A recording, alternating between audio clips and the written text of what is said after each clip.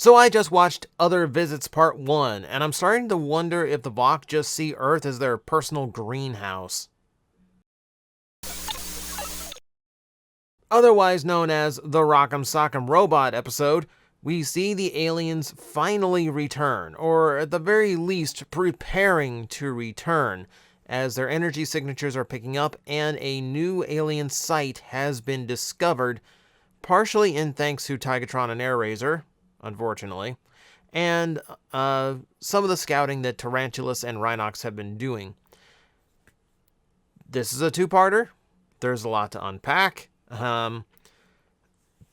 So, first off, and the first thing the episode makes clear to us is we're still recovering from Dinobot's actions from the previous episode, and I'm actually really happy to see that happen. It's not just water under the bridge because they're the good guys. You know, Dinobot did something really wrong, and everyone's kind of letting him know. Rhinox earlier on is notably bitter in interacting with Dinobot, and Cheetor later on. Remember, Cheetor was the one who's kind of like, all about Dinobot for a while. Remember when the vote was going down in Chain of Command? It's implied Cheetor was the one who voted for Dinobot to be the new leader. That has changed considerably. There's no hero worship to this mighty warrior anymore. They're just kind of tolerating him after what he did. It's good to see that it wasn't forgiven. It's good to see that it's Beast Wars. It's always good at novel. It's always good at continuity and connecting things together. So, the episode itself, we have Tarantulas in his own machinations and manipulations. He's been the one researching the aliens the most. So he's able to keep himself alive despite constantly disobeying and basically acting against Megatron's plan.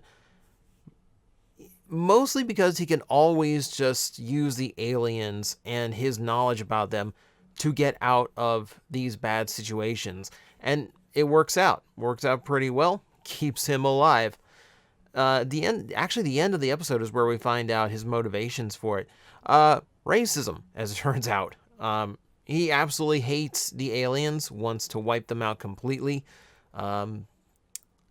See, it's interesting. Megatron kind of likes how these aliens operate. The massive show of force, the complete disregard for life. He kind of admires that.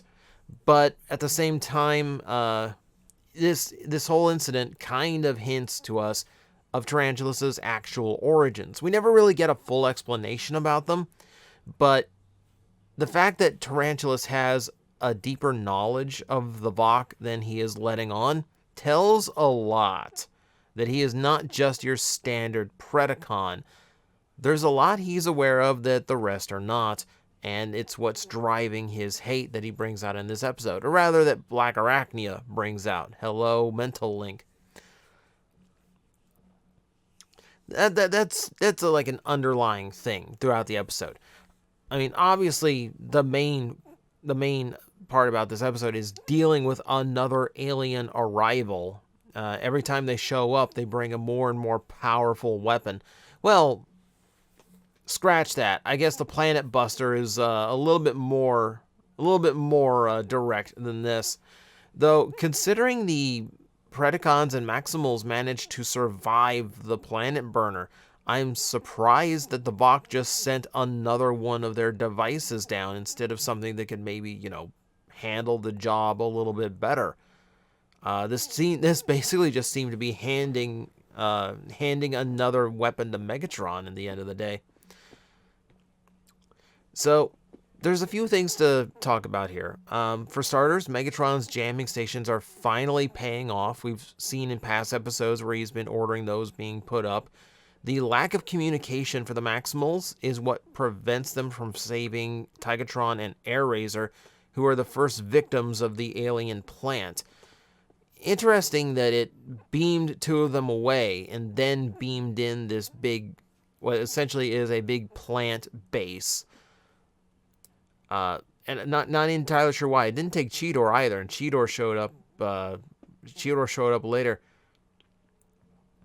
It's just interesting that they chose to abduct a couple of random Transformers. Whoever showed up first, that's who we're abducting. We never really figured out why. Other than sending, like, I don't know, a way of sending down their own emissary later, I guess. This is where Tigatron and Airazor's romance actually finally shows itself. About a minute before they're taken out of the show for good. This is why they didn't make it into my Valentine's Day video, because this episode really is like the beginning and end of their romance, and it lasts all of like a minute. So like it's cool. I like them as a couple, but is it going to be better than the ones I mentioned in that list? No. It just didn't have the time, not to develop and not to see it afterwards. Speaking of, Black Arachnia's crush is showing. This is the first episode where we get a little bit of a hint that she is actually attracted to Silverbolt. Not that she lets that on too much. I kind of like her in this episode. Like, she is trying to be she's trying to be loyal to Megatron, and she's kind of the whipping girl of this entire episode. But her banter is fun. It's probably one of the last times we're going to see her loyal as she and Silverbolt start getting up to things. See, there's a few weird tech things in this one. For starters, I don't know when Primal started bringing around a portable defibrillator scanner revival thing, but he has it now. That would have been nice, the countless times we've had people wiped out and damaged in the field. I also don't know why the auto guns, which are supposed to go off automatically, not only need to be commanded to go off, but also don't go off. Megatron's right there outside the base, and they don't immediately shoot him. Though I love seeing the contraption of 50 gun barrels and one speaker so Rhinox can talk to Megatron. I had a really good laugh at Rhinox being so petty at Megatron that he just attacked him with speaker feedback. That was hilarious. And yes, the Rock'em Sock'em Robot bit is also funny too. I do love it's a nice bit of slapstick. Let's see, I'm reading through my notes as usual. There's another mention here that Tigatron pointed out that he hasn't seen plant life since the alien attack, and that is one thing I haven't even touched on. The landscape has been completely barren this season. It's all been burnt rock and just desolation.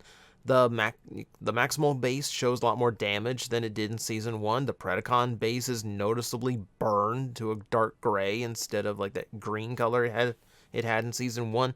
So lots of little changes that they are pointing out here. I think that's about it. This is all set up for part 2, and there's one mention I do like, in that when Megatron does find out that Tarantulas is motivated by hate, he mentions that he can trust that, which I thought was an interesting thought process. It's an interesting bit of logic that he can trust Tarantulas because Tarantulas has this hatred, and hatred is a very driving force that really doesn't lead to manipulations or deceptions. If someone hates something and you can take advantage of that, they're going to be tunnel visioned on that hate. And that's kind of Tarantulas here. So it's an interesting observation from Megatron. Once again, Meg's proving himself to be pretty intelligent about these things.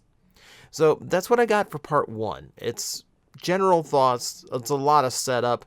And part 2 is the payoff here, and that is what we will be talking about next. And like I said, 2-parters I do not grade until we get to part 2, so go watch that one. I think it should be up. Guys, I am facing the most powerful enemy any YouTuber can face, the algorithm, and I need your help to defeat him. Hit the like button, hit the subscribe button, hit the notification bell, and leave a comment. Every time you do, we attack that algorithm and we drive it back until it can no longer defeat this channel. Thank you very much.